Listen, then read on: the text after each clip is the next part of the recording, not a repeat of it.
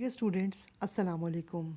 आज के होमवर्क में हम सबक हज़रत दाऊद अलैहिस्सलाम के सवाल नंबर 1, 3, 4 और 5 करेंगे, जो कि सफ़ा नंबर 39 पर मौजूद है। तो आइए शुरू करते हैं।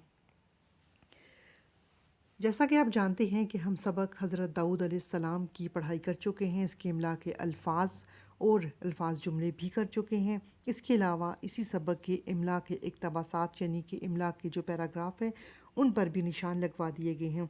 और ये 4 सवालात करने के बाद हमारा उर्दू अलिफ और उर्दू बे का तमाम कोर्स अपने इख्तिताम को पहुंच जाएगा। नेक्स्ट वीक से इंशाल्लाह हम अपनी तमाम कोर्स की रिवीजन शुरू करेंगे। तो आइए शुरू करते हैं। सवाल नंबर 1, बादशाह और उनके बेटे का क्या नाम था?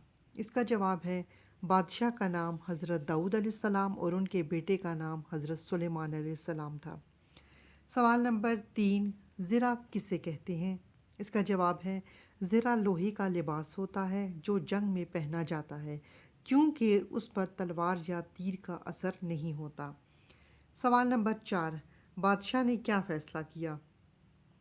इसका जवाब है बादशाह ने फ़ैसला किया कि बकरियों का गला यानी कि जो बकरियों का रेवड़ होता है, बकरियों का गला खेत वाले को दे दिया जाए ताकि उसका नुकसान ना हो। सवाल नंबर 5 है, बादशाह के बेटे ने ये फ़ैसला सुनकर क्या कहा?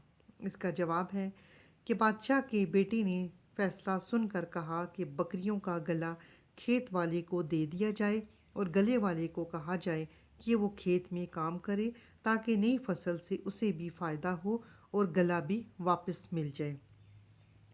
ये सवालात आप उर्दू अलिफ की नोटबुक पर लिखेंगे और अपनी लिखाई पर ख़ास तौर पर तवज्जो दीजिएगा। और लिखने के साथ साथ अब जितना भी आपका कोर्स है अब आप इसको याद करना भी शुरू कर दें। मुझे उम्मीद है कि हमेशा की तरह आप मेरी हिदायत पर अमल करेंगे। बहुत शुक्रिया। अल्लाह हाफ़िज़।